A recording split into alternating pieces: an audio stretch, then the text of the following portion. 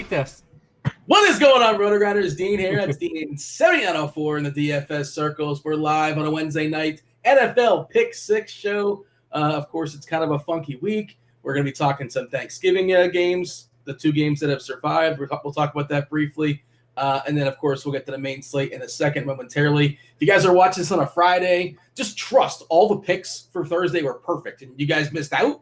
And then you can just sort of fast forward. You see the graphic when it sort of jumps to the other games. We're not talking about the Thursday games. That's it. Bring in the usual suspects. Batting first, leading off. Hey, John Daigle, you're no longer with Evan Silva. We missed it out. You're on the road. You moved on. How are things? Are you going to be okay? Have you written? Have you emailed? Have you texted? You and Silva doing well? I think I'm going to be okay. It's clearly a gloomy day. And also, I've heard that my internet may be laggy, so we're going to fight through that tonight as well. Either way, we're doing better. I will admit that I watched Peter Overzet's stream, the Swolecast stream, earlier today, and I got very jealous that my friends in life were already drinking at 2 p.m. So I have a bottle of champagne ready to go, and we are coming in hot to the Pick 6 show, which is superior to the Swolecast, by the way. Why is it ready to go? You can drink during there's no I didn't sign anything. I hope you didn't sign anything as far as we can. If you're thirsty, feel free to kick back on Grandpa's cough medicine. I do. When I tip back my coffee cup on this show weekly, I shouldn't admit this secret, but it usually does have alcohol in it. Having said that, it's now okay because it's the holiday week. I can actually say that now, so it's fine. You're spiking the eggnog. Hey, can you give us a fun fact? What did we learn about Silva? Give us something that kind of surprised you. Can you tell the people? Take us behind the curtain for a second. Any fun fact that you learned? About Evan Silva and your day to day. So many, but one of the ones he would probably not get mad at me for admitting is that rather than cleaning dishes, he throws them away. I had to correct him on that. Has he heard of paper plates? Is that not an option? We started instilling that option later in life. Don't worry. I just know a couple of years ago I saw him at an RG party, and he took foosball very, very seriously. I'm not sure if you ever played him. Still does. Okay. Still does. Yeah. What's going on, Rich Hribar? Of course, some sharp football analysis. Rich, if you happen to have a Silva anecdote as well, feel free to share one. Well, you guys used to do this show together a couple of years ago, so you know each other well. Have you ever roomed with Silva, or I'm assuming not? Probably not. Yeah, man, multiple times. All the stories about Evan, though, I can't share any of the stories. None are appropriate. Do you have any on Twitter? Well, if we hear notifications in the background, that's because of Juju Smith. He retweeted you today. Your phone's dinging all night long for sure. What a disaster. If it's not Juju Smith talking about the game being canceled, it's people giving their Thanksgiving food takes. Do you have a hot? Is there a take you want to give the people, Rich, or it's just pretty standard? Pretty standard for me. I mean, obviously, we're not going anywhere this year, so nothing extravagant. There's no reason to go whole bird or nothing like that. I'm not against or really, super pro, Thanksgiving food either. I mean, obviously, I feel like a lot of people that don't like turkey have never had a real good turkey, but I understand that it's bad. It's easy to mess up turkey, and overcook it. But I'm not real big on like food holiday traditions. I like it to be random. I like, maybe I want to have a taco Thanksgiving or lasagna Thanksgiving or do something different. And I have an aunt that does that, so we've mixed it up a few times. I like those a lot more because when you have multiple families and you got to travel and go place to place, like you want to just eat the same meal at every spot. So I like to mix it up. I like all different things. We're going to be talking the Thanksgiving 2-game slate. Of course, if you guys are not aware, the Baltimore-Pittsburgh game is now moved till Sunday. It is currently on the main slate for DK. I don't know if it's going to be on Fanduel's main slate or not. No idea what's going to happen there, if they're going to move it or just kind of like give it like a showdown spot. Who knows? We'll see. Stay tuned on that. Everyone that wants to play Marquise Brown a favor, they're just going to save him. Yeah, it's a Thanksgiving miracle. I was going to play some Marquise Brown. And I got so upset that people weren't going to play Marquise Brown. Like I thought that was the edge and not playing him on the 3-game slate. But apparently we're not going to get that anymore. Oh, man. Yeah, he played 23% of the snaps last week. I saw him drop a pass, too. Of course, he had the goose egg as well. And, man, I'm not here to name names, But if I'm going to say there's one person that's costing the most money this year, it's probably Hollywood or maybe Duke Johnson. That's a good segue, I suppose, to the Thursday night slate. Two games are going down Thursday night. It's going to be Houston versus, well, I should say, was it Thursday afternoon, 12:30 on the East Coast? Houston, Detroit, Washington, Dallas. Open it up for us, Daigle, because, again, we're not paying for Dalvin Cook. There's not a lot of studs necessarily in the slate. It's kind of, sort of, somewhat a pick-em. Cash games sort of build themselves, obviously, in tournaments. Ideally, you want to find a way to be different. I guess we could start at the quarterback position. And, well, I mean, how do you get away from the obvious chalk here as far as quarterback? We're talking about Watson is projected for at least 5 more points than anybody else. That's your cash game quarterback, of course. But in tournaments, give me a path. Paint me a story that says that Watson's not necessarily the guy in tournaments. The only path I have, because it's the same one I've been trying to paint for myself all week long, is that maybe the Lions' offense isn't bad without Kenny Golladay. Maybe. Like 5 full games now without Golladay. Stafford's averaged 6.8 yards per attempt. He's been under 6 yards per attempt in 2 of his past 3 games without Golladay. But to this point, he's played the 4th toughest schedule in the league. So maybe against the Texans, who we know can't cover the Lions, it's better. Having said that, if you're trying to sell yourself on Marvin Hall, like as a deep play, as I've heard some shows say earlier today, the fact is, like, Marvin Hall's usage was there, but Marvin Hall is not a 8-9 target guy. Like, Marvin Hall's still Marvin Hall. And the fact is, without Kenny Golladay and especially DeAndre Swift, this offense is simply cratered. So you could possibly sell yourself on Stafford. I'm trying to talk myself to it even right now at literally a quarter, if not lower, of the ownership behind Watson, who we know is going to come in 65, 70+% owned in this 4-game slate. But that's really the only narrative contrarian I have for this game. Yeah, Hribar, that's probably the correct number, give or take. If it's 60% or 55 or 65%, obviously Watson's just going to covet so much ownership. And he's the only quarterback amongst the 4 that has legs. Stafford was referenced. And, both these games, not terribly, jumping off the page as far as totals.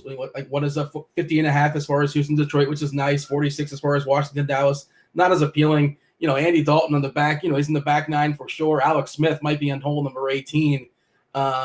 It's Watson's world, but anything can happen in a 1-game sample size. So if you're going to, start with a quarterback and start with a stack as far as tournaments, if you're going to get away from Watson, or just say, hey, let's just click the lock button and go well over the field as much as we can. You could do that. I think if you want to play Watson in tournaments, that the play would just to be co-contrarian with your stacks. Don't be the team that stacks him with Brandon Cooks and Will Fuller. People are doing that's that? the way. What's that? Are people doing that? Is that a strategy that will be implemented? Well, you look at last week. He got there. He had 30 points. Neither one of those guys scored. So, you hope he runs it in. I think that's the only way. If you're going to play Watson in tournaments, I think you got to get creative with the build, because I think, you're just going to see a lot of those 2 guys paired with him for obvious reasons. Obviously, Will Fuller's got 6 touchdowns. Cooks has 3.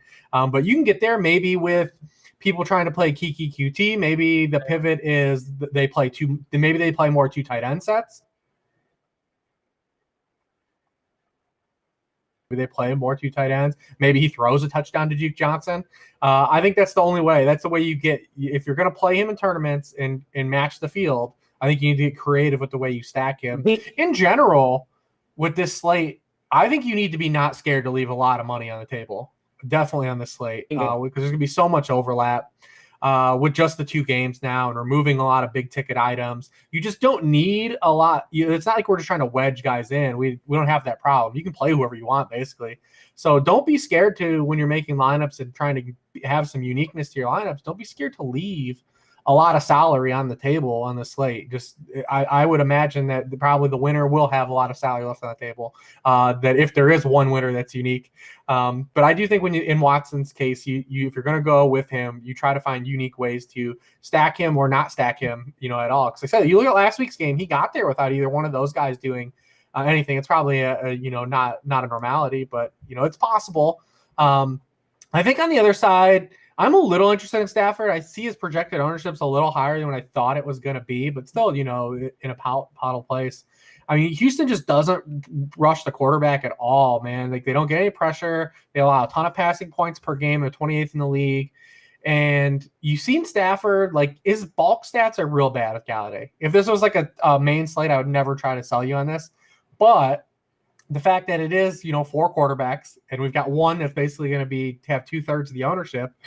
You look at Stafford, this game's it's not the highest total of the 2 games. If it can get there, Houston's defense is bad. And he's thrown 3 touchdown passes against the Washington football team and the Indianapolis Colts, basically with Kenny Galladay out both games. So there is still a ceiling with Galladay out of the lineup too. It's possible. It's in his range of outcomes. He's shown it against better defenses than this. So sure. I mean, we can get there. We can get there with it. Because if this game pops in totality, someone's got along for the ride at the Detroit side. And I mean, it's got to be Stafford, right? Like, if they're going to match, like, I mean, it's like if Watson goes off to the point that we think, it's not going to be just DeAndre Swift like running it back if he plays. They're going to have some passing volume. Jump in there, Daigle. Go for it. Oh, I know I'm taking Silva's place on the show now by citing Dr. Chow, but Dr. Chow doesn't think Swift will play. So we'll go with that. Also, we know that Stafford, if he's successful, it will likely go to Marvin Jones. And Marvin Jones, by the way, who had a touchdown. I know the Lions offense cheated. They were in a legal formation, but he had the touchdown negated. So that would be the player that's likely going to come in probably like 20% under-owned compared to Fuller and Cooks, who everyone else is going to play. So it's a pretty simple solution to stack Stafford if you think it's going to get there. If it were a normal slate, like Reeves said, I would never play Stafford in a million years with Galladay out. But a 2-game slate with only 4 teams where the other quarterbacks we have questions about as well, like, sure, why the hell not? The most owned tight end's going to be on there for the Lions, Hawkinson, for what it's worth. And yeah, it's funny. I thought Swift was going to play. In my head, he's going to play, and I was reading, and I'm not too savvy with the levels of the protocol as far as concussions, but somebody was saying he's in level 4 and he's got to clear one more level, and we shall see. And I assume if he is cleared, like, it wouldn't be an issue as far as durability. It's just a concussion, right? Which is serious, but it's not like an actual like injury where he's going to nurse an arm or nurse a leg or something like that. So I assume he gets his normal workload.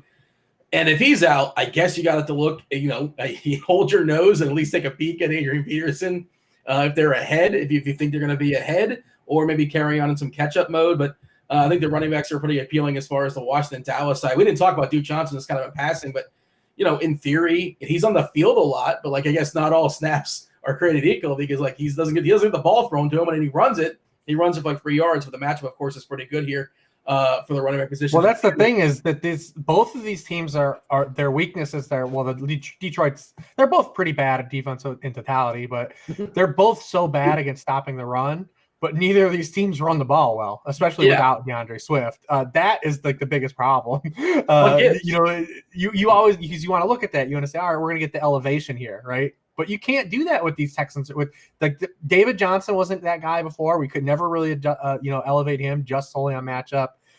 They're not catching passes. And honestly, like this, Duke is fine. I think he's even like a fine whatever floor RB2 in season long leagues because that's where we are. But I mean, we've got 2 teams that they throw the ball better than they run it, basically. So I mean, and 2 teams that are really bad against stopping the run. Houston is the worst team against stopping the run.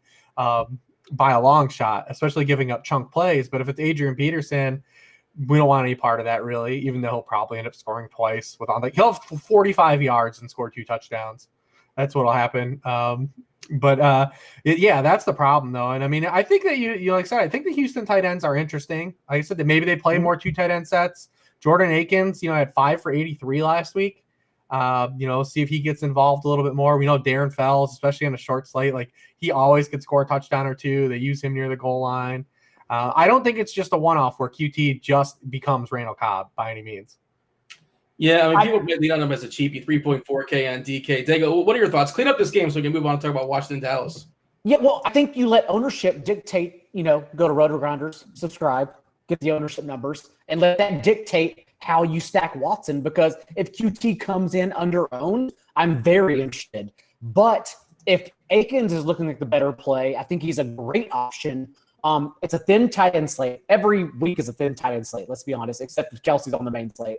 But Akins was used differently last week in that he was involved in competitive game script, whereas prior to injury, he was only involved in negative game scripts, and otherwise it was Darren Fells. So at least we have that going for us. So I'm actually more interested in Akins in this game than I am QT for sure. I think Akins is honestly the best tight end play, even over Hawkinson in a vacuum on this entire slate. I doubt QT will be chalky. Like I said, with that game, that late game being removed, that there's just it's not hard to get to the plays you want to. It's not like you're just picking QT out based on salary now. You're going to be playing him either for uniqueness or to just get it for something different. You can play anyone you want to play. You don't need the salary saver essentially, and then again, to speak to that. And you mentioned the RG, the projections, the tools, things of that sort. You can get $5 off your first month. Devin, go ahead and drop that link in chat. What's up, YouTube? We haven't said hello the entire time. YouTube, like, subscribe. We do appreciate that. It does help grow the channel. Gets these free shows out to the people. Get yourself $5 off the Core 4. That's football, baseball, basketball, and golf. Basketball right around the corner. Yeah. So I did 300 simulations, 300 quote unquote optimal with some tinkering. And QT landed in 9%, and our projected ownership right now is 5%. And this stuff is all fluid. The closer and closer you get to lock, the more precise that number gets. And there's still some incomplete information out there as far as Swift. We don't know who he's going to play, and there'll be a domino effect. Obviously, McLaurin, I assume McLaurin's going to play, but we shall see. Stay tuned. He's questionable as well. Speaking of McLaurin, he's in that game against Dallas in a dome. Both these games in a dome. McLaurin against that Dallas defense really popping for me. I know it's Alex Smith back there chucking, but he's been perfectly fine, and plenty of usage too. A pretty concise offense as far as McLaurin. As long as McKissick is not stealing all those catches, I want it to be a Gibson week. Let's talk about the running back spurs here, Daigle. As far as Gibson, as far as Elliott, if you want to stretch out and talk about McKissick getting those 2-yard catches, your thoughts? What narrative are you telling yourself? You have to do storytelling in Showtime slates and 2-game slates. So it just depends on the game script you think dictates for these running backs. Having said that, the past 2 games, they have played more snaps on the field together because they've lacked the receivers. I was actually excited about playing Cam Sims. I've never said that in my life before, but here we are on the Thanksgiving slate because he ran 27 routes on Smith's 28 dropbacks the past week. But with Dontrell Inman back this game, we know Cam Sims is pretty much out of the rotation. Instead, it's Steven Sims locked into the slot role inside of McLaurin and Dontrell Inman. So I think McKissick, honestly, has the second highest floor among all the running backs on this slate, assuming Swift is out. And that's why I'm leaning to him as one of my favorite plays, because 9 points, in my opinion, it doesn't matter in normal slate, but in 2-game slates, that's probably what's going to carry you across the goal line here. So if Washington falls back behind the Cowboys, which I also don't expect to happen, then it'd be McKissick clearly because of negative game scripts. That's the guy. But even if they're ahead, the fact that he's now being used on the field at the same time as Gibson, I think his pass catching floor is far too high to just remove him from the field altogether. He's one of the players I'm actually locking in no matter what. Wow, it's funny. I want to make Gibson happen more than McKissick, and I believe Gibson just kind of eked him out as far as snaps last week, and I think that's partially to the fact that they were ahead. If they're behind, they're more likely to be chasing. Well, they will be chasing. Of course, that's how it's going to go. And McKissick is more the receiving back. And I'm going to assume that Zeke you have at number 1, right? Elliott's going to be your top running back. I want to ask both of you because I don't know. Zeke in 4 games prior, basically went busto, and then he comes back after the bye. I always had this little offensive line shift, right? Zach Martin, all-pro right guard to right tackle, Joe Looney in for Tyler Biadasz at the rookie center. He went on IR, and Andy Dalton was pressured on only 4 of 34 dropbacks. But again, that was Minnesota, who's not rushing the passer anyhow, and has a terrible secondary unless they're playing Nick Foles. Everyone who has a tremendous secondary when they're playing Nick Foles. Now it's Washington, who is basically living off of their front 7, a nightmarish one. And so I kind of think the Cowboys offense and the Cowboys offensive line are faux. And I want to bet against that in this game. I could be wrong, though. So I want to get y'all's opinion on basically fitting Zeke. Yeah, Rich, you jump in here. My thought is, like, I don't love Elliott. If he was in the main slate, I wouldn't be playing him. But I have the money, and it's about raw points. So I guess I will. Dalton is there, and it's not Danucci. And Dalton's not spectacular, but I think he actually gives you a little bit of stability. The veteran savvy.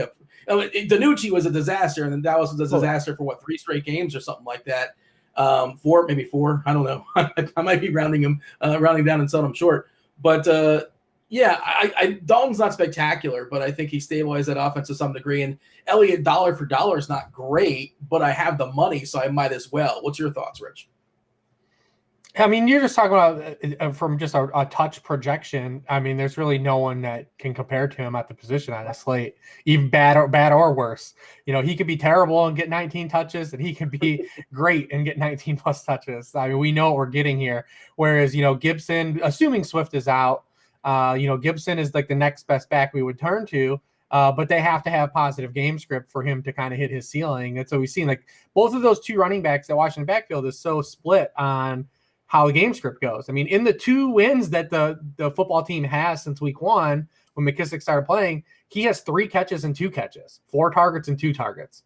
They just don't need him when they don't he's locked into that role. Maybe the play is, if you want to get unique with the stat, you play both and you can cover your game script like a couple weeks ago when they played the Lions. Because if they do get inside the 5, it's been Gibson on every carry but 1, over the past several weeks. So, I mean, you can cover your bases that route, but McKissick just hasn't been involved when they don't need to play catch up. They are road dogs though, so the signal would be that they will. I think that Washington's a live dog. I just don't think Dallas is capable of like pulling out and boat racing anybody. Well, not a defense that's as good as the football team is up front. I do agree with Daigle. I think that a little bit of the pressure stats that were just a little bit coerced by the Vikings in totality. They don't have Danielle Hunter. They trade Yannick Ngakoue too. So, I mean, their pressure rate stats on the season, which aren't good to begin with, are even worse more recently because after moving Ngakoue, who had led the team in sacks at that point. So you look at Andy Dalton too. So he wasn't even pressured, right? Like Dale said, four of his dropbacks, he's pressured. He still only threw for 6.3 yards per attempt. Like, I mean, against the Vikings, like everyone was still floor plays. They got him there and he made everyone usable, but it was just usable. So like the Cowboys, I don't think are going to bury the football team here. So I mean, Gibson, I think will be involved until he can't be. He had 20 touches. The season had 20 touches when these teams met. I doubt that they just completely shut them out and shut them down like they did the first time too. There was some weird weather in that game too. But I mean, I think they're going to get after Dalton a little bit more than the Vikings did. It's tricky. I mean, circling back to Zeke though, I mean, we know one guy is, kind of projectable to get the most touches out of this position, and it's him, and he's not tough to fit in on any level, where he probably would have been, a pretty good fade otherwise. We could have got creative. I remember last year though, I mean, he was running hot and had a good matchup, and everyone played him and he didn't score. So you just need him not to score if you don't play him, really. Like, you just need him not to get a touchdown and you can really combat him. But the fact that we're removing a game from the slate gives you a lot of it makes it a lot leaner to get an edge. That's the thing. If DeAndre Swift plays, he in my opinion is the number 1 option here in this entire slate. But if DeAndre Swift doesn't play, like, Zeke's touches, even though they may be bad, are still probably priority here. So I will have him everywhere.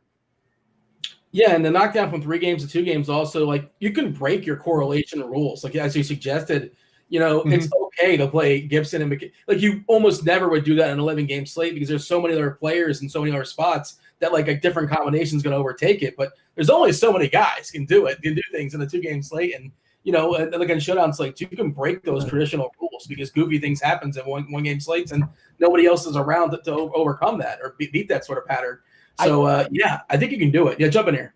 I think you even break like the tight end correlation on a 2-game slate that we know everyone's going to play because it's genuinely the most fun slate to play all year. Like, normally you would stack your tight end with your quarterback. With only 2 games, hell, maybe you go to Washington Cowboys and then you do Hawkinson and then Duke Johnson maybe to get the touchdown equity.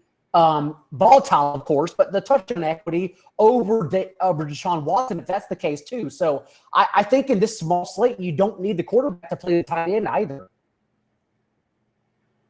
Yeah, and one of the other big strategies that we kind of lost, you kind of have it to some degree, but traditionally one of the biggest edges in the Thanksgiving Day slate is that there's 3 games at 3 different times and understanding how to pivot depending on how the first 2 games have gone for you. Yep. But, we've kind of sort of lost that to some degrry. Yeah, I mean, you'll have you'll have one game to kind of work with and kind of get yourself out of a hole or try to play catch up and do something goofy that doesn't make any sense because, everybody in front of you has the better play, but you can't beat them if they have the same guy you have. Even if he scores 70 points, it doesn't work that way.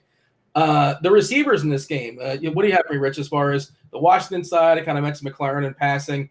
Daigle talked about Sims. I guess we should say Steven Sims if you want to get all technical. There's 2 Sims there. And then, of course, the Dallas guys are big names, and they're pretty cheap. Yeah, I mean, McLaurin's pretty easy when you look at Dallas. I mean, they got Chidobe Awuzie back last week. He didn't make any difference. They lost Trayvon Diggs. Anthony Brown now is expected to miss multiple weeks. It's just bad at the back end there. It's rough. They just don't have the bodies. It's really just McLaurin, though. It's hard to trust him. You look at his share of targets and air yards, it's really his show. So, I mean, it's hard to go to any of those guys. You really have to hope. If you're playing any other Washington pass catcher, you're really just chasing a touchdown. If they don't score a touchdown, there's nothing you're getting out of those guys. As far as like counting stats go, there's just not, the targets aren't there. And if Washington paces them, I mean, you look at, they had 28 dropbacks when these teams played the first time. Last week, they only had 27 dropbacks. You need them to fall behind. I mean, they're willing to throw it.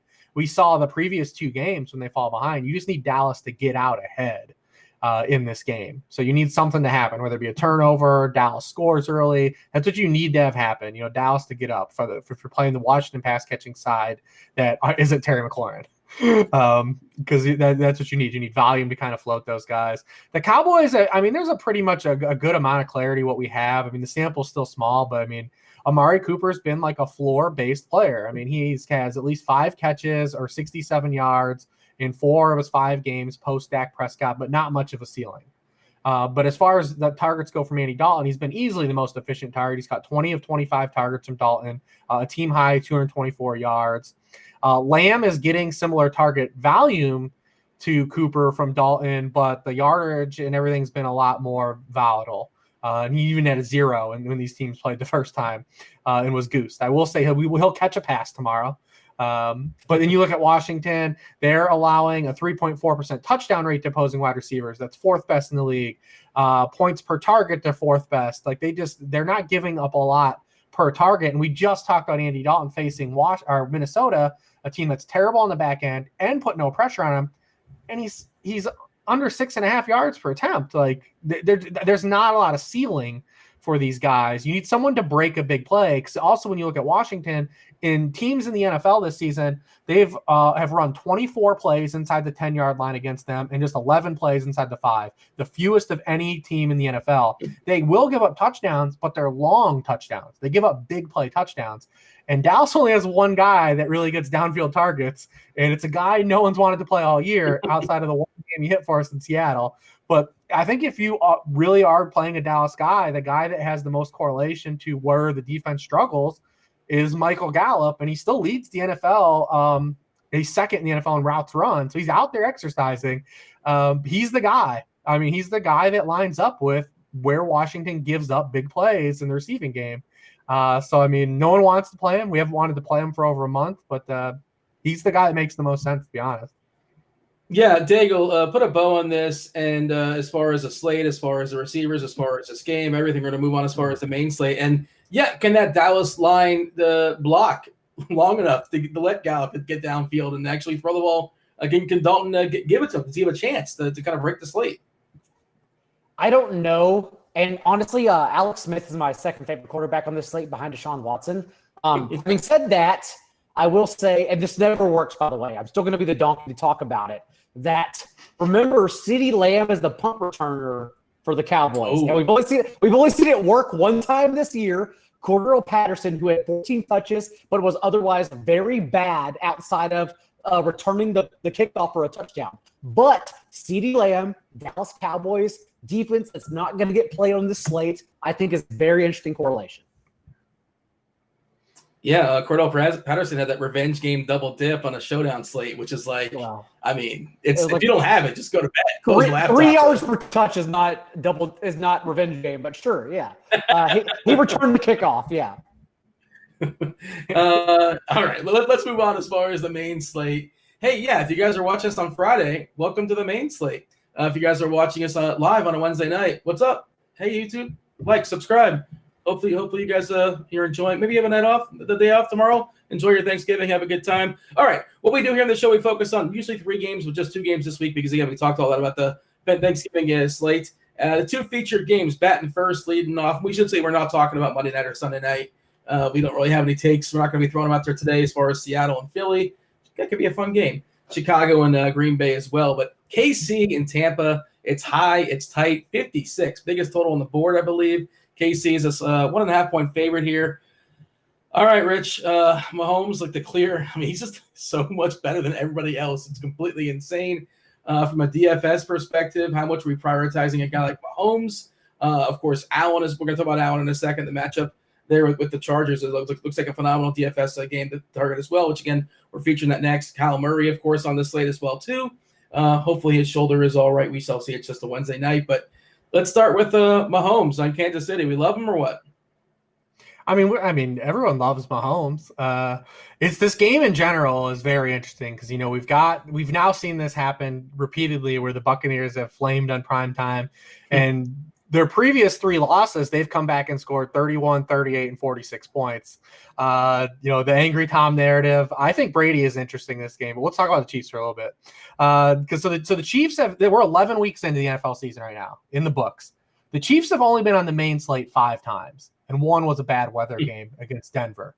So, they've kind of been out of sight, out of mind. We have not regularly been clicking the buttons on Chiefs guys throughout the course of the main slate. So, especially the last game against the Panthers, these guys came in way under-owned.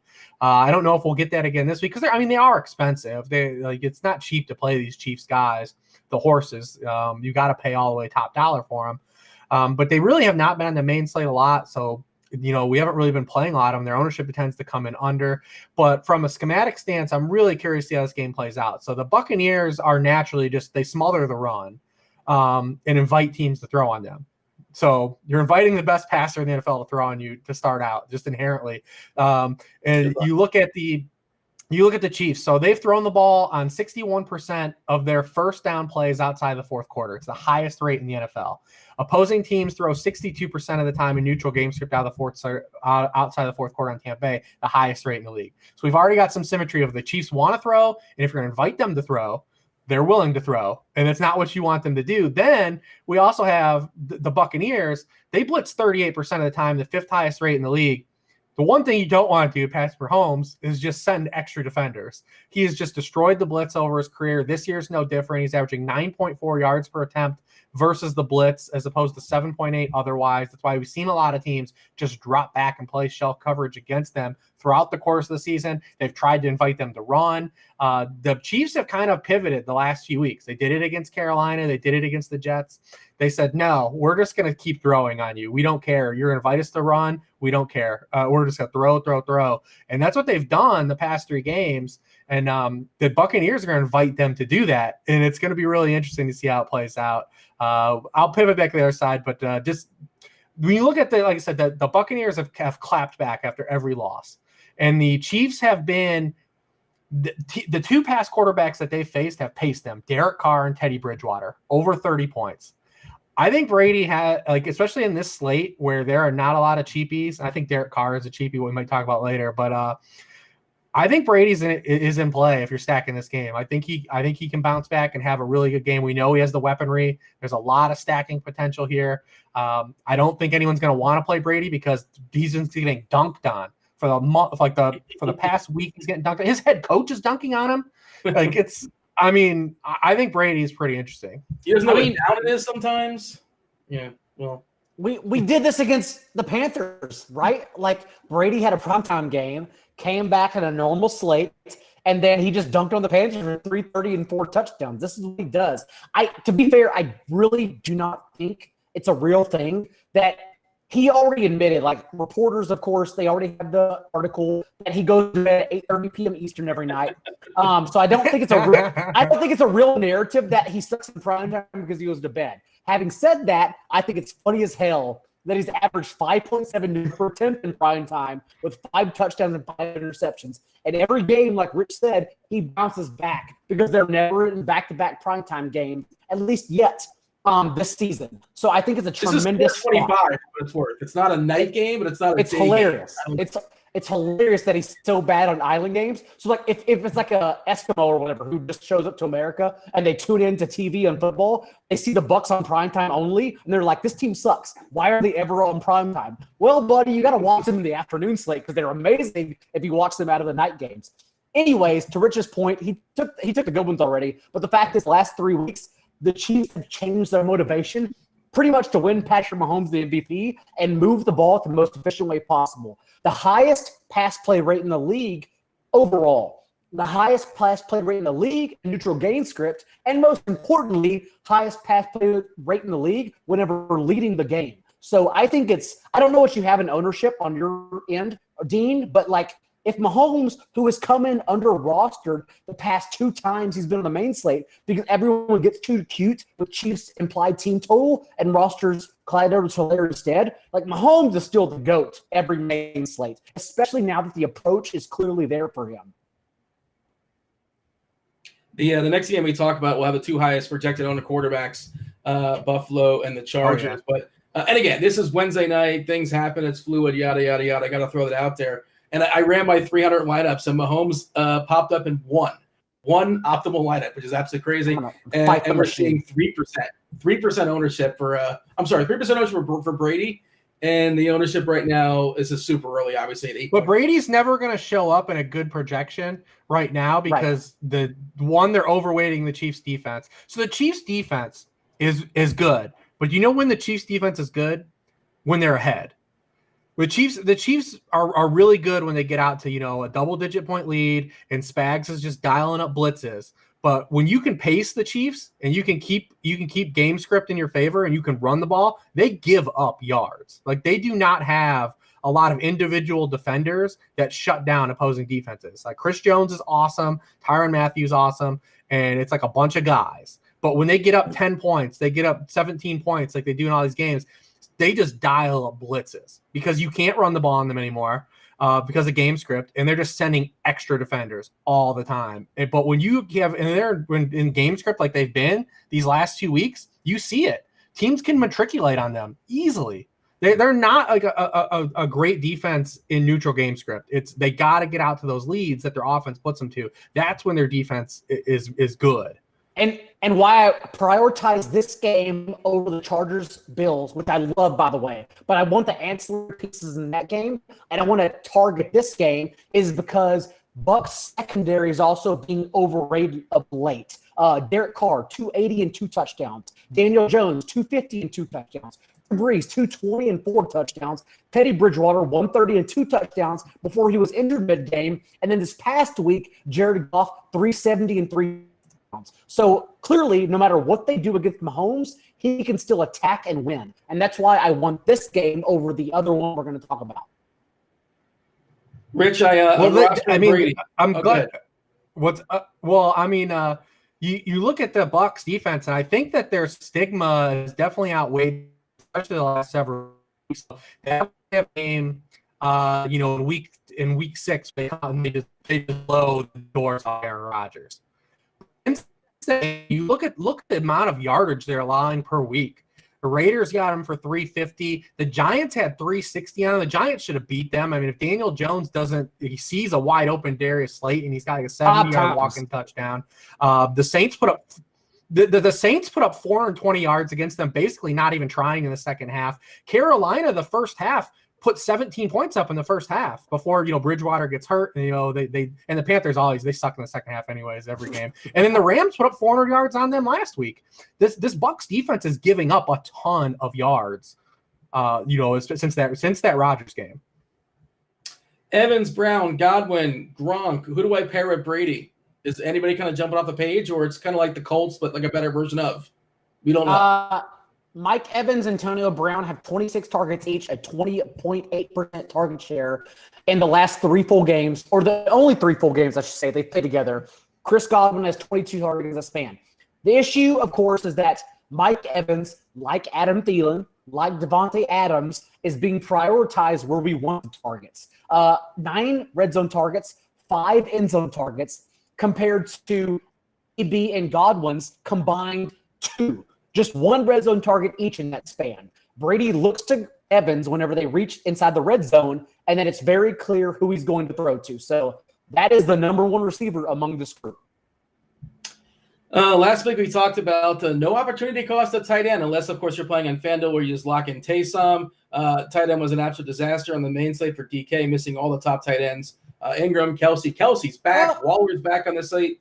Andrews was good. Andrews, Andrews and Hawkinson, the two. Well, Hawkinson was, yeah. 50-yard Hawkinson. That's what he does every week. So how much do we prioritize Kelsey? He can separate himself in the slate. He can score 10 more fantasy points than every other tight end. Rich, of course, he's expensive. He's going to be the normal salary cap. He's pricey. How much do we delegate? How much do we prioritize at Kelsey? It seems like a lot of people have gone with the angle of going cheap tight end, right? Just going cheap tight end, basically punting tight end. But what if the play is to go cheap wide receiver 3 and start paying for Kelsey? Because if you look at Kelsey, he's scoring as many PPR points per game as Keenan Allen. So, if he's not going to be priced, and he is on DK, I think he's 8 or he's 7. I mean, I might be mistaken. He might be 8 on FanDuel and then 7 on DK. But if he's not good, but he's basically a top 5 wide receiver, though. Basically, is what I'm saying. So why not take him for maybe $1,000 of savings that you typically would have to pay for a top receiver and punt at wide receiver who has a higher ceiling than a punt tight end? Like, I can play Denzel Mims at 3,500 on DK, and he's got a way higher ceiling than any tight end I'm going to play at 3K. So maybe you pay for Kelsey. Maybe that's the move. I mean, look at the amount of just points. He has 380 more receiving yards than the next tight end. Like, he's scoring like a top 5 wide receiver per week. Already beat his touchdown total from last year. Already beat his end zone targets from last year. I mean, the guy is just a locked-in entity basically at this point. So, I mean, maybe the play is to pivot and punt wide receiver 3, play Kelsey instead of, paying for a wide receiver and then, punting tight end. He's just he's so far ahead, the best tight end. But so maybe that's the play. I do got a mea culpa. I think a few weeks ago, Dean, we talked about Tyreek Hill, and I talked about how he had been like a floor play wide receiver. Yeah. And since then, since that point, he's starting to get just jammed with targets. Over his opening 6 games of the season, he had 6 or fewer targets in every game but 1. Now you look at the past 4 games, 10 targets, 18 targets, 14 targets. Now, if Tyreek Hill's going to start getting that many targets for his upside, I mean, we're talking that because he can always be a guy that hits on 6 targets. But, man, we're talking about the kind of targets he's getting lately, that amount of value. It's amazing he hasn't put up like a 170 yet, or like he's scoring a ton of touchdowns. But it's amazing he hasn't put up like a really bonkers yardage game with the amount of volume that he's getting. And we already talked about they're going to drop back and throw a lot in this game. Even if they want to run, they're not going to be able to. So, I mean, Tyreek has really come on. Obviously, he scored a touchdown in every game but once this season. But I just look at the volume he started to get compared to the front of the season, and there's a big tide shift in just the amount of targets he started to see.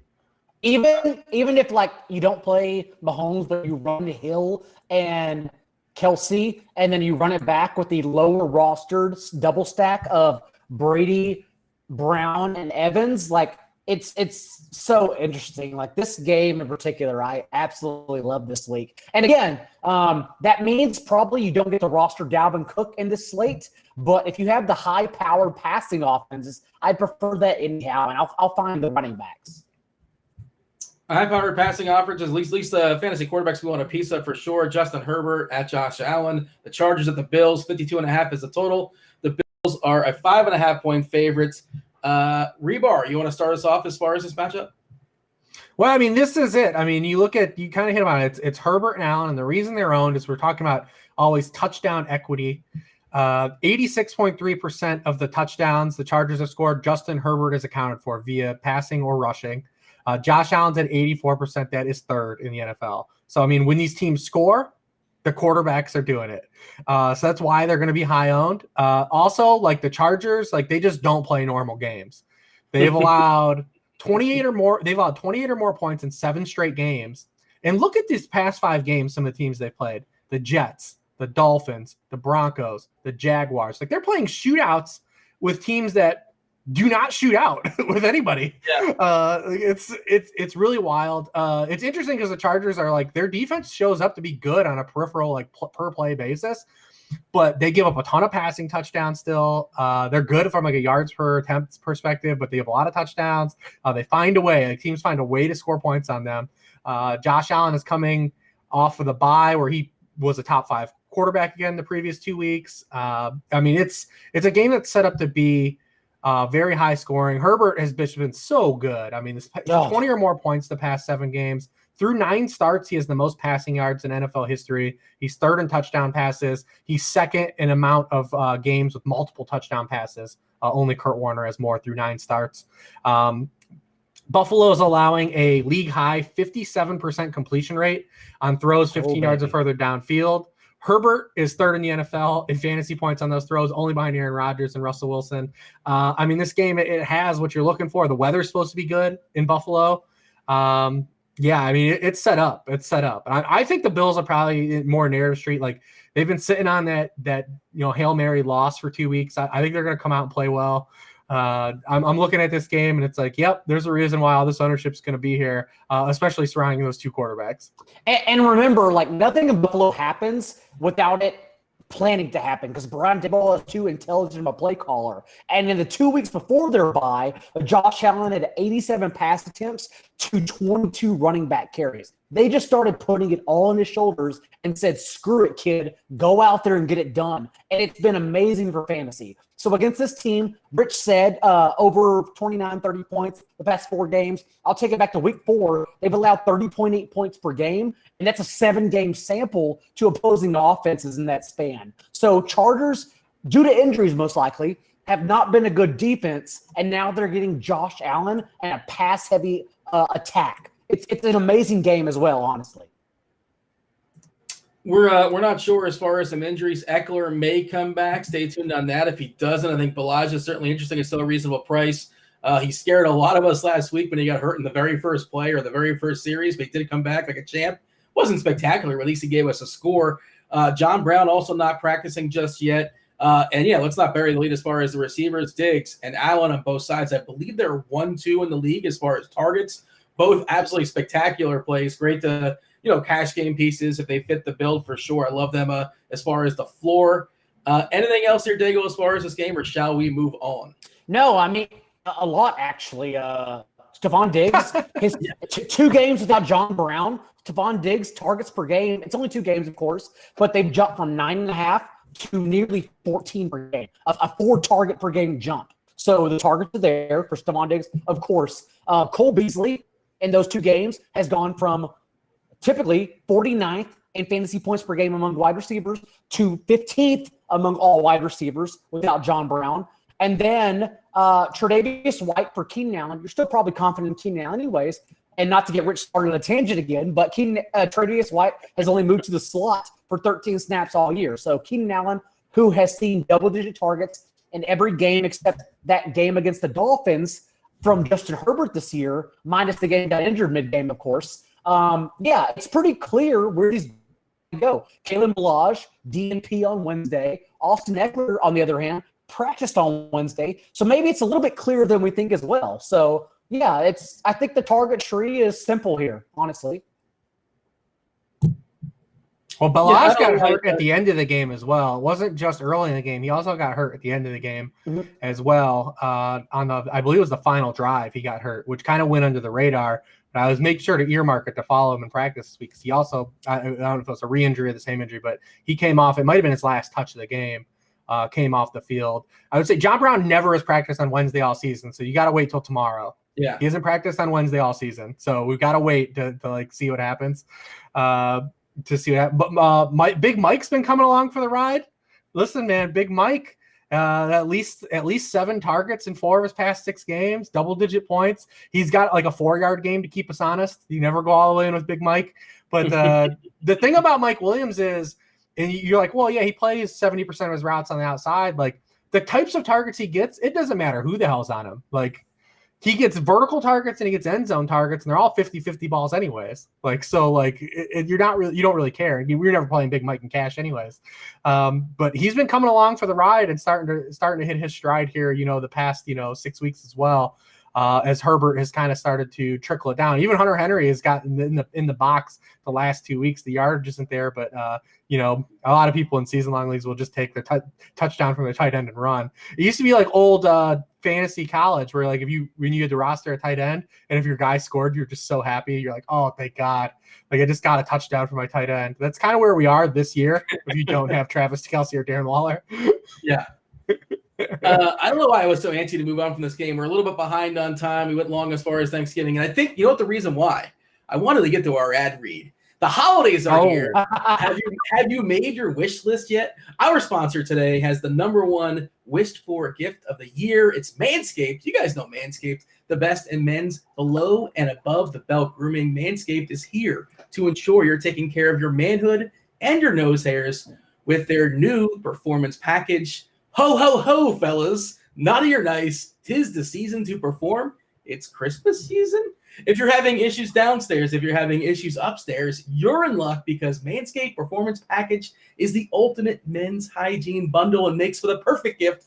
Imagine opening an attractive box that says, your balls will thank you. That says it right there. I'm not making that up. That's not an ad lib. It apparently says, I'm told, according to this transcript, the box says your balls will thank you. So there you go. With the most sought after gadgets and scents a person could find, it includes, including this package, it's the Weed Whacker ear and nose hair trimmer, which is waterproof and uses a 9,000 RPM motor-powered 360-degree rotary dual blade system. That's like the Dalvin Cook of Weed Whackers. There you go. Here's the deal, guys. 79% of partners polled admitted that long nose hair is a major turnoff. Why not use the best tools for the job here? By the way, just 79%. What are the other 21%? They're into that? I mean, 21% of sick people. I mean, I'm not here to judge. If everybody's happy and everybody's having a good time, by all means, I've had it. But, whatever. To each his own. This bundle also includes the Lawnmower 3.0 trimmer, the best trimmer on the market for your balls, your butt, your body, all 3 Bs. The dads can't stop talking about it. The teens, I'm told, again, this is what it says. The teens are secretly buying it. The women love it. 'Tis the season to Manscaped to get yourself, your dad, your brother, friends, anybody, the best gift of all, the Manscaped Performance Package. Let's also not forget their famous, we don't want to forget anything. There's a big old list. Let's not forget their famous liquid formulations, the Crop Preserver, ball deodorant, and Crop Reviver, ball toner. I'm Crop Reviver. All right. There you go. Ball toner to maximize your ball hygiene routine. Get the Performance Package now to receive not 1, but 2 free gifts, the Manscaped Boxers and the Shed Travel Bag. The Performance Package is the best value that Manscaped has to offer and is hot off the shelves. How do I get this? 20% off, free shipping. How do you do it? Go to manscaped.com, use the promo code ROTO. That's ROTO. Thank you, Manscaped, for making our holes look sexy. A line I've never said in my life. Once again, 20% off, free shipping, promo code ROTO, ROTO, at manscaped.com. Go whack your weeds and make Santa proud. If you think Santa would use it, he probably could. I don't know what's going on downstairs, but upstairs, who am I to say? But he probably could use it. Sure, why not? All right, seamless segue. No, not at all. I'm going to get a drink. I'm exhausted. Rich, some quarterbacks we haven't talked about. Who's popping up the page for you? Most of the guys on main slate I'm going to play, we talked about in those games. Obviously, I'm going to follow a lot of those. And like I said, I think Brady's my undercover guy. I think Derek Carr is interesting. Obviously, we've been down this road before, and we need Julio to play just because the Falcons have been so bad when Julio hasn't played. There's probably more to it than that, but I'm just going to run with it. They've been awful when Julio hasn't played. But Atlanta has allowed a league high 20.3 passing points per game to opposing quarterbacks. They've allowed 18 or more fantasy points to every quarterback they face except for Teddy Bridgewater.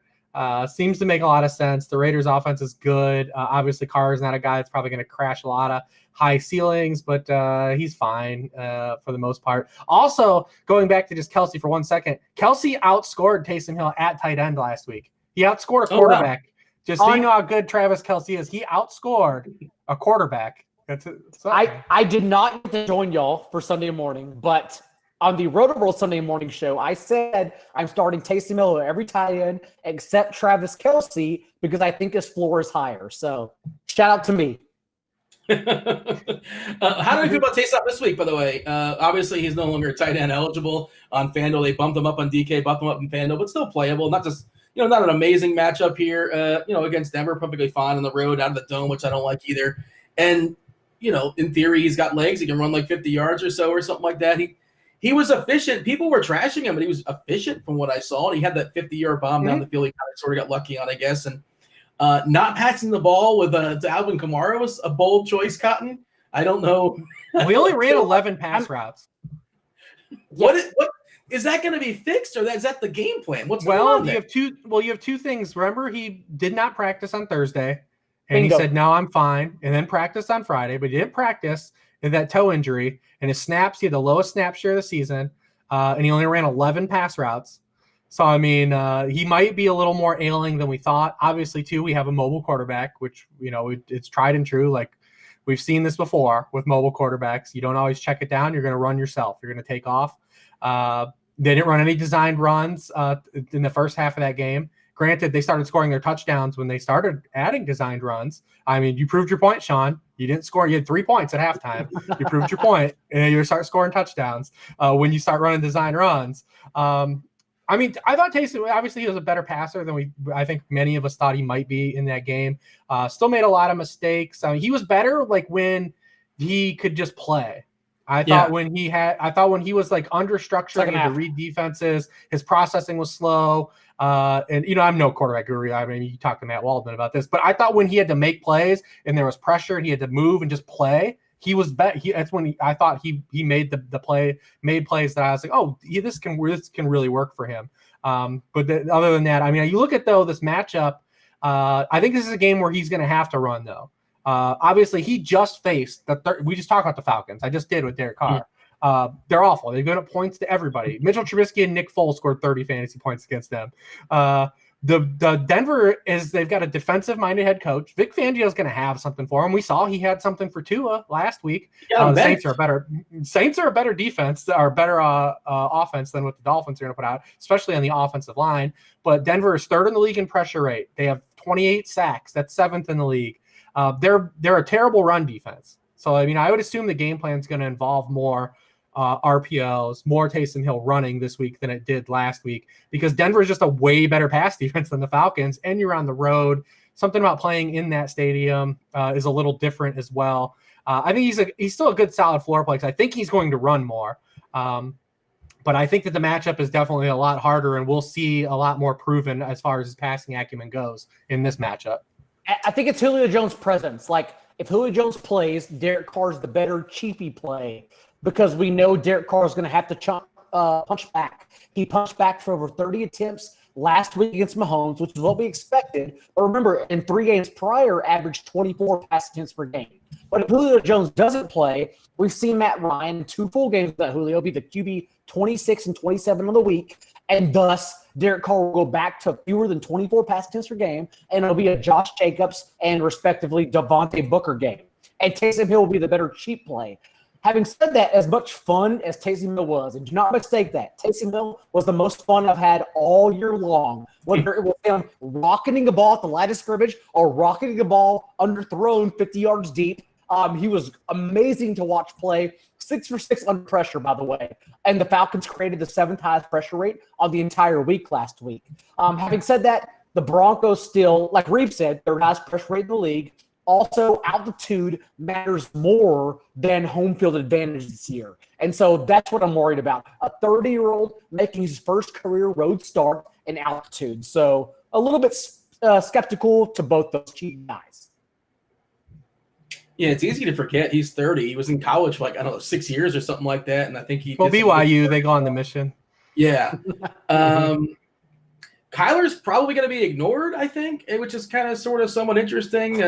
New England's been vulnerable. I know they're getting what Seymour's going to be. Is that the secondary? I don't quarterback wide receiver matchups. Gilmore, yeah. They did have Richard Seymour for a long period of time. He's on NBC now, or like CBS, something like that. He would be like their 12th best defender right now, give or take. But all right, any other quarterbacks you have for us, Daigle? You want to pivot to open up some running backs for us? I'm looking at my notes because I forgot what I wrote down. Rich, you go first. I got to find my stuff. I mean, listen, no one needs to tell you guys to play the Browns running backs, especially because, the Browns, they run the ball on 63% of their first down plays outside the fourth quarter. It's second in the league. They're going to run. Jaguars have trailed for the most plays in the NFL. Pretty easy to play the Browns, guys. On DraftKings, I know it's going to upset the YouTube chat, so plug your ears for a minute. On DraftKings, James White is $4,500. Rex Burkhead, now obviously pour one out for Rex Burkhead. He is out for the season, so there is no one else to play this role in this offense now.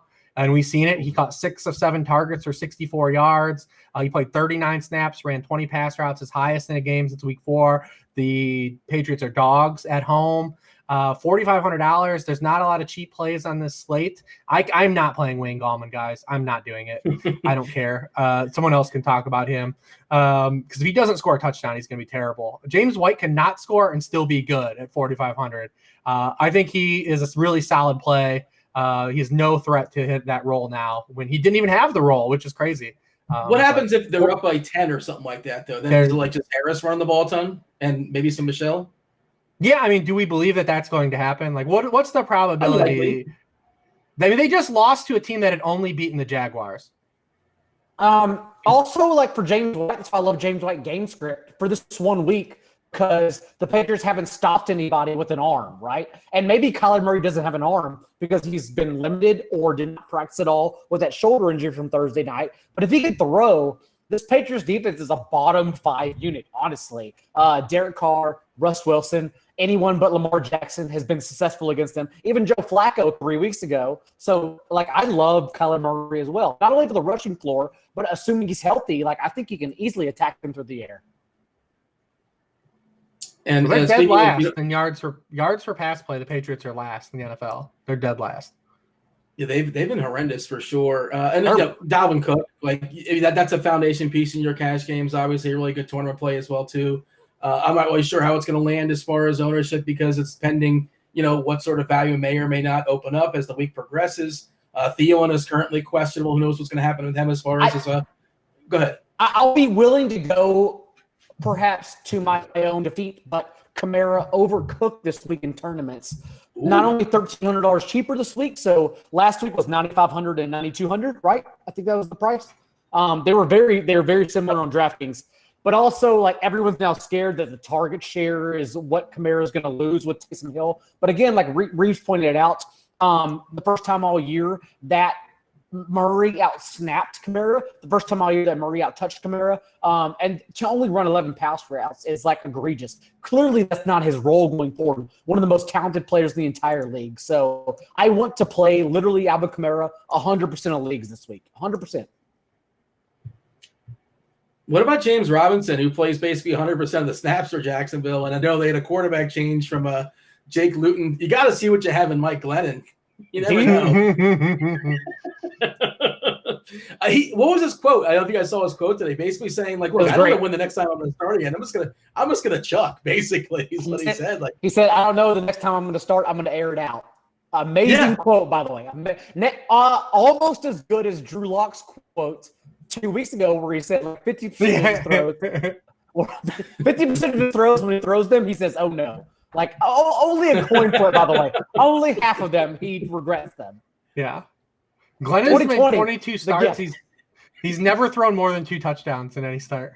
Amazing. Wow. Great. That's keep catching. And he's been around for probably 10 years. He hasn't made a start since 2017, but only 22 career starts because he's been so bad. These comments maybe sound negative, but seriously, have we ever seen more teams just give up in 2020? The Bengals going to Brandon Allen. They had Ryan Finley active as the number 2 all year long, and they're not even going to him now. They're going to Brandon Allen instead, which makes it more like a Wayne Gallman. Jameis.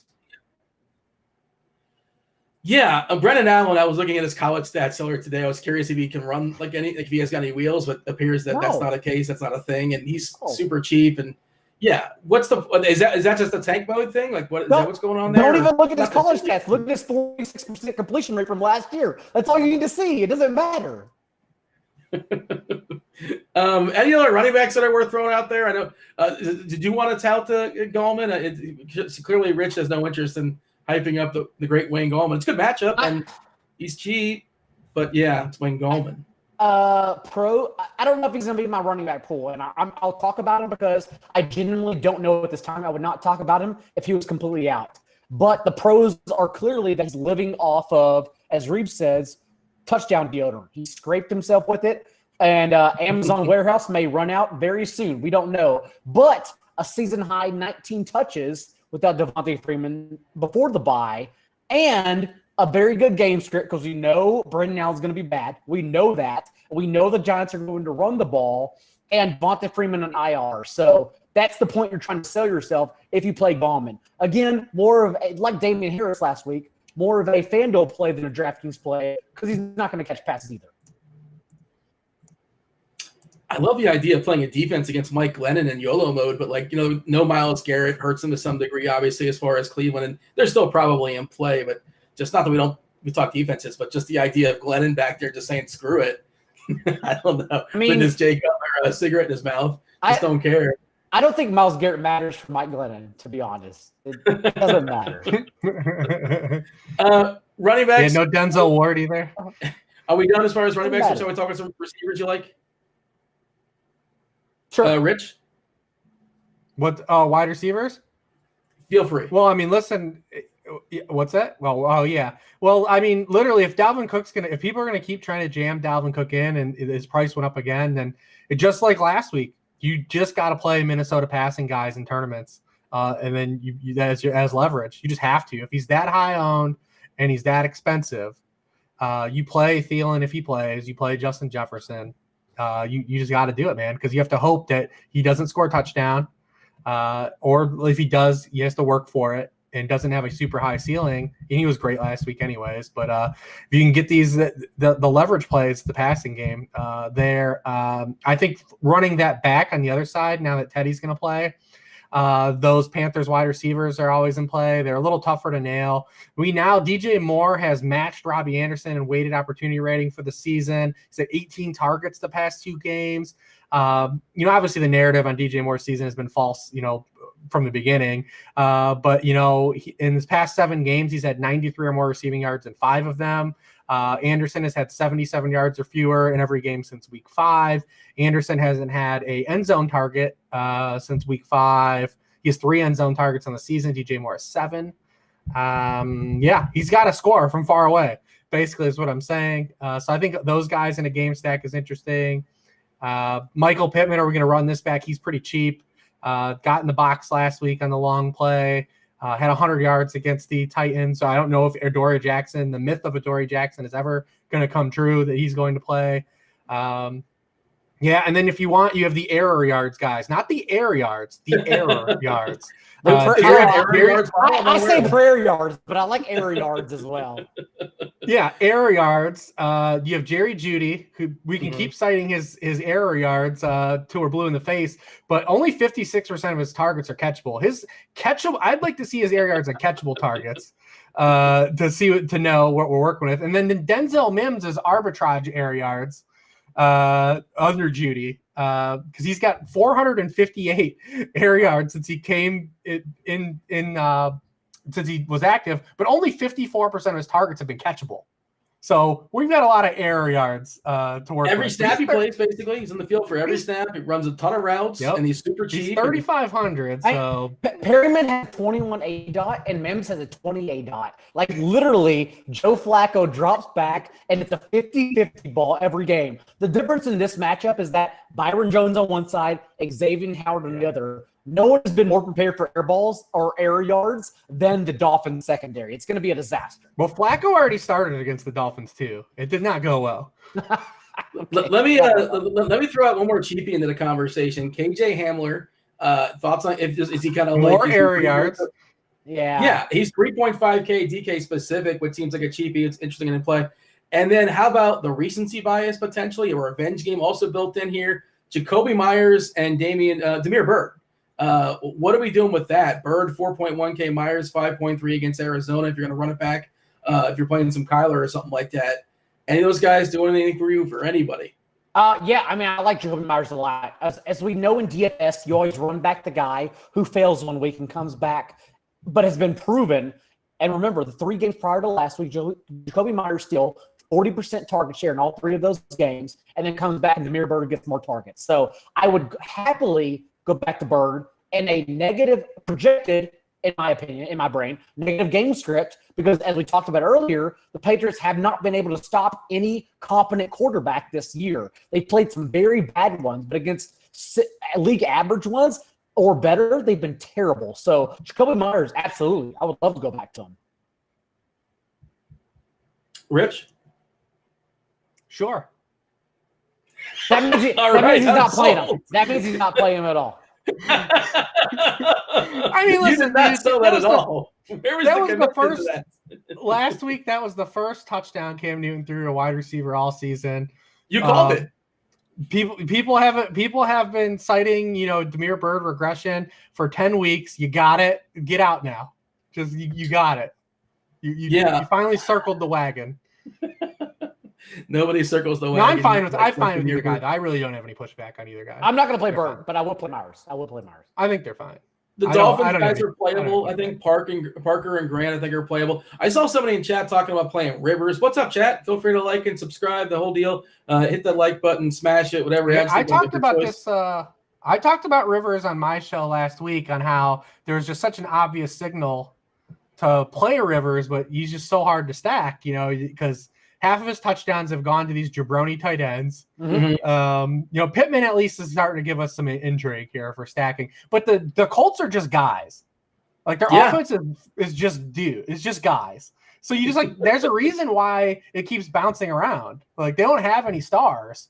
And maybe Pittman turns into that, and maybe down the road Jonathan Taylor does that and builds his game. But you look at Rivers, he's been playing really well. And it's in really obvious spots. Teams that can't rush the passer on any level. Bengals, Lions, Packers, Titans. Then he had a dud against who? The Ravens, who blitz a ton, get after people. It's pretty easy. I think Rivers is another good play. He's just so hard to stack because he can throw 3 touchdown passes to 3 different dudes that aren't even owned by anybody. But I agree that he is an objectively good play. Nobody had more than 4 catches last week. Nobody has more than a 17% share of this entire team. It's a mess. I don't. And Pittman, I think, is the most appealing play if you're going to play somebody. I don't mind Davis on the other side in that game for what it's worth. I think he's got a reasonable tag at 4.9. Daigle, we're going to move the tight ends in a second, but the chat. What about the big dog? We didn't talk. You mentioned that DeForest Buckner is going to be out now for this game, and we saw what the big dog did with Calais Campbell and Brandon Williams out last week. I mean, he's going to get the ball. We know that. And, no DeForest Buckner is kind of a big loss in that game. Oh, yeah. I mean, for tournaments, for sure, as far as Henry. And, I haven't built the cash game lineup yet, but in my head, he feels like more of a tournament guy, especially on DK where he's got to crack 100. He's got to get in the box because he's basically not going to catch the football, unfortunately. Daigle, you got anybody else as far as running backs receivers, or shall we talk about some tight ends? We always finish strong. If you don't have the funds, for Kelsey. I think Waller's a really good pivot. Nice matchup as well, too. We talked about, Carr, good pairing there. It's a combination platter. Some cheapy tight ends. Anybody do anything for you? Quickly on wide receivers, A.J. Brown, I think, is another good play. We saw Devontae Adams still spike that zone defense of the Colts secondary. I think A.J. Brown's another terrific position. Now at least 7 targets, and every game he's been healthy for, except for 2 weeks ago where he failed, but also remember he dropped that touchdown. Otherwise, the box score would look different. So A.J. Brown's still a usage-based wide receiver 1. Cheapy tight ends, honestly, only one. If Julio Jones is out, that's Hayden Hurst. Having said that, I will preface this with Hayden Hurst in 2 games that Julio Jones had 9 total yards despite running 90% of routes on Ryan's dropback. So be careful. The thing is, he's still 3,900. F it, it's tight end. Who gives a crap about tight end? Just play Kelsey or fade the chalk. It's literally the two options there. So that's my take. Rich? Yeah, I mean, pretty much that. Just from a philosophy stance. I think Jordan Reed is kind of interesting. Sure. Nobody wants to play him, but I mean, he's cheap. I think Evan Ingram's in a good spot. I mean, he's been in a ton of good spots. I get it if no one wants to play Evan Ingram. But I think it's a good place. The Bengals have a lot of 5 tight end 1 scoring weeks, some big games, the tight ends. So I think he's in play as well. But yeah, Jordan Reed is a cheapie. I think if you really wanted to punt, was good against that Saints game. The Rams defense is always a tricky spot, but I mean, we know what the 49ers are going to do. They're going to try to run their offense and he'll get some targets. Yeah, I see in the chat here, they were asking about San Francisco and they want to know about Debo and Mostert, and you're bringing up Jordan Reed. And I mean, yeah, as a cheap tight end, but I don't know about Debo. And I guess in tournaments, anybody's been playing 19 team total here for San Francisco. Obviously not an ideal target team that we're looking at, but anything can happen. Did those guys do anything for you? Or I guess if you're going to play one, it's going to be Jordan Reed. Yeah, I mean, I think Jordan Reed 3.6. I mean, yeah. We've only seen one game with Mostert available with Coleman and McKinnon week 1, and he got 19 to 31 backfield touches. He was clearly the bell cow in that backfield. So when Mostert is healthy, no one else matters. But when Mostert is out, it's Coleman and then McKinnon in that order. So that's how I treat it. For fun, let's just call this like a showdown. If it's a showdown slate, San Fran versus the Rams, what's the exact box as far as the running backs to pick in this game? I mean, Debo's the best running back you could play on the 49ers side. The last time these teams played, Debo had 96 yards after the catch and had 66 receiving yards. I love it. A-dot, like -3 yards, whatever it is. It's yeah, I mean, it happened. What are you going to do? Hey, listen, you can't shadow a guy in the backfield. This is true. You'd be offsides. All right. We always finish strong here with tight ends. It's always a good time here on the Pick Six. Feel free to like and subscribe over there on the YouTube. Check out Manscaped. That was a fun read. So there's probably some good clips. Devin's got a soundboard now. He probably can get some good clips out of that. I have no idea, but he's been showing off on the weekends. Our shows that are going. He run throughout the week for showdowns as well too. You guys know us if you like and subscribe to the channel. Rich, tell the people where they can find you. I know they know where they can find you, but just in case there's like one person that randomly walked in there. Who's this Hribar guy? Tell them where they can find you and Twitter machine and the whole deal. Sharpfootballanalysis.com, at Lord Reeves. You can find me on those 2 spots. You can always find me Wednesday night, 9 p.m. Eastern, Pick Six show with John Daigle and Big Daddy Dean. Same deal, Daigle? Yeah, I drink so much champagne to match with Peter Overzet that I have to pee really bad now. So I'm gonna save my piece that's I'm shaking and get literally run out of this show. At NowJDaigle on Twitter, Virtual Football Podcast. Please rate, review, and subscribe. We already have a Sunday preview out. And of course, my friends, Reeves and Dean. And to promote another good show with my friends, I will be on the 4for4 show, Move the Line, immediately after this, talking betting for the Sunday slate. Love you all. I'm literally going to go pee right now. I apologize to your bladder for running long. Thank you, chat, like, and subscribe. He was Rich Hribar. He was John Daigle, who's probably off screen now. I was Dean. This was football. Enjoy your Thanksgiving. Enjoy week 12. We're out of here. Holler.